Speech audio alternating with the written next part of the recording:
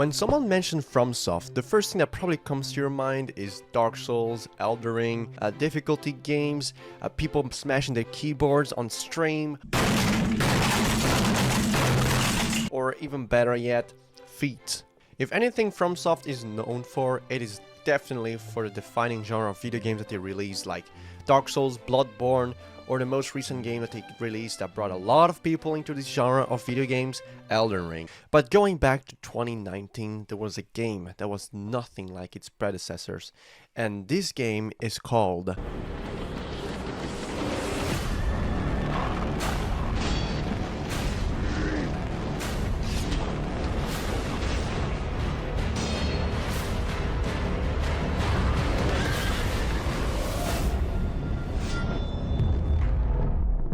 Sekiro Shadows Die Twice, the first video game where FromSoft decided to embrace their roots and go back to feudal Japan, where the game is about samurais, ninjas, instead of focusing themselves on freaking England. I have played a lot of Dark Souls in my lifetime, so much to the point that some of my viewers are like, what the fuck, are you playing anything else in your life than Dark Souls? I'm tired of Dark Souls, man, play something else. I'm sick and tired of seeing all those holos, this depressive landscape, play something happy for once. Sorry. But in 2024, you know, because I play a lot of Dark Souls 3, especially Dark Souls 3, but this year, 2024, I decided for myself that enough, alright? I've been making videos about Dark Souls 3 and Dark Souls 1 and Elden Ring even over the years, and I've never really finished or played Sekiro, let alone Bloodborne. So in 2024, I decided it was time for me to play through all the FromSoft games this year, and if I don't, well, I guess I go broke, because then I own you guys some subs over my Twitch channel, which, by the way, link in the description, or over here, Twitch channel. I go live sometimes. Go follow me, thank you. So, 2024. I decided to play through all the FromSoft games, and the first game I decided to play was Sekiro, because that was the only game that I've never really ever touched in my life, because I did play a bit of Bloodborne, but I never really got too far into it, because I just gave up. I don't know what happened to me. I have this tendency of never playing through an entire game, unless I really focusedly dedicate myself into it, but then I have a burnout, and shit happens. It's life, you know. We get old, we get other stuff to do. Okay, this video is getting too depressive. Let's go back into the topic. Can't we focus. First game, Sekiro. And let me tell you, this game is freaking hard. And the feeling of dying over 50 times to a boss, that freaking sucks. But holy shit, this game is amazing. The moment you finally beat that freaking boss that has been stuck on for an entire day, now that's an amazing feeling, and that's why I love FromSoft games. Sekiro is a very different game compared to Dark Souls or Bloodborne. You cannot even call this game as Souls-like. And let me elaborate why. Let's start talking about the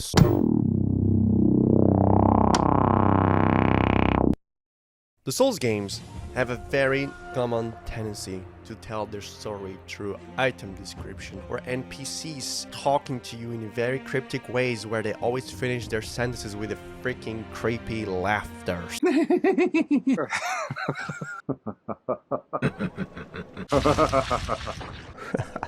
This is no laughing matter, I tell you. In Sekiro, on the other hand, there is a story that is very easy to follow. Another thing that Sekiro stands separate from Dark Souls or Bloodborne is that it's more of a linear game. And I don't just mean in terms of world exploration, I also mean in terms of...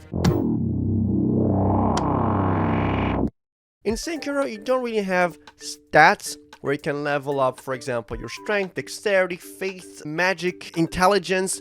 So you have different builds to go for and different ways to tackle enemies. In Sekiro, you only got one true way of playing this game. Hi, Future Caster here. Now I'm just pointing out that I do know that Sekiro also has a skill tree, but it's not the same thing as in Dark Souls. In Sekiro, you know, you unlock new attacks and stuff like that, but it doesn't really change the gameplay at all. Like in Dark Souls, you can have higher strength and higher dexterity, which lets you use different types of weapons, or have more HP so you can tank more damage and stuff like that. I can't believe I'm making a point of this, but I can just feel the comments pointing at like, oh, Sekiro also has a skill tree. Anyways, back to the video. And that is using your sword to parry enemies and break their posture so you can deal a fatal blow through their stomach and then kill them. Because in Dark Souls, you know, you got a huge way of playing the game. You wanna do big damage on enemies and kill them in 5 hits?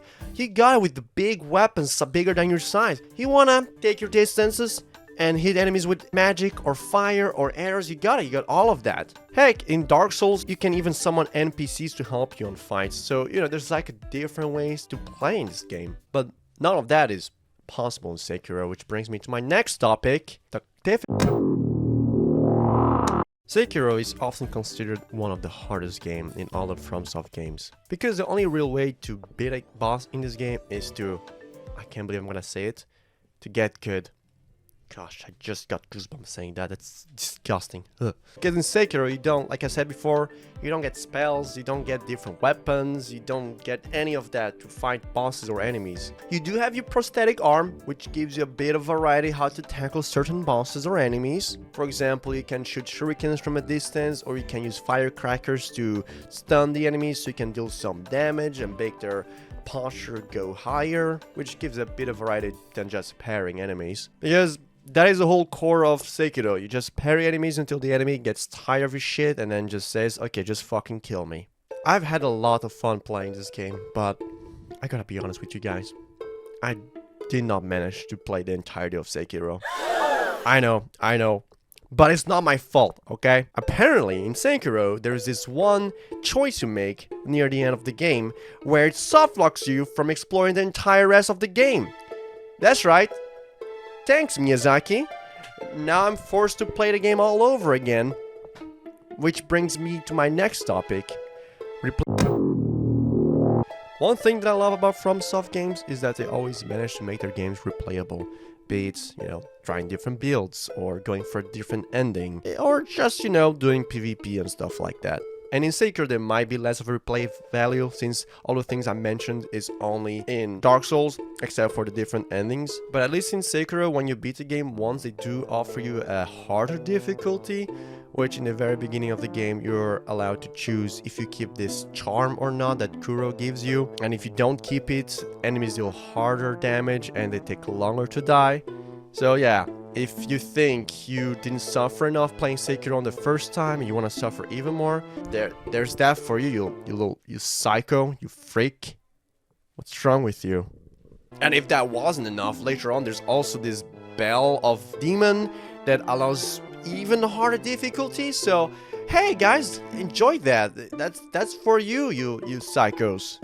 And you guys better not try to make me play Charmless. I would not do it. I will not do that. Another cool feature that they brought into Sekiro, and I wish they did that for Elden Ring. I don't know why they didn't do that. Like, I just want to do that. I don't want to explore the entire game again. Is a boss rush mode, which basically is self-explanatory. If you don't know what that means, basically after you beat the game once and you're to one of those Buddha statues, I'll just call them bonfires, that's easier term for me since I'm a Souls nerd, you have an option to fight all the main bosses in one go, so you don't have to explore all of the game again, except for me, because there's a bunch of bosses that I missed, so I don't really have all the bosses unlocked yet. But there's a boss rush mode for you that allows you to find all the bosses without having to do the exploring, if that's not your thing. So that's a cool thing. I really wish they would bring that into Elden Ring. Maybe, I hope they bring that into the DLC, but I don't think they will. Or maybe they will. We'll have to wait and see. It's really nice to see Miyazaki and his team to take a different approach to their difficult types of game.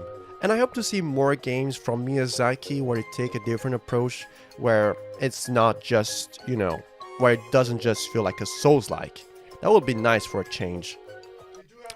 Oh, what do you say? They do have a game like that? Yeah, it's called the Rasenai. What game is that? The Rasenai. Oh, the Now that is a very different game. Damn.